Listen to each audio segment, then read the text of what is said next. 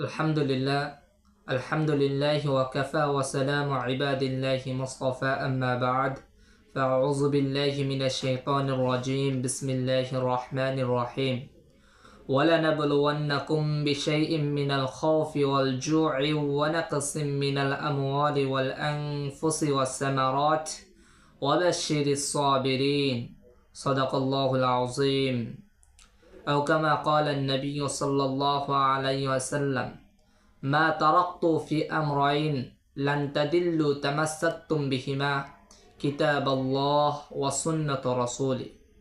صدق الله العظيم وصدق رسوله النبي الكريم আলহামদুলিল্লাহ সর্বপ্রথম শুকরিয়া আদায় করছি সেই মহান রব্বুল আলামিনের প্রতি যিনি আমাদেরকে সুস্থ রেখে কিছু কথা বলার এবং শোনার তৌফিক দান করেছেন।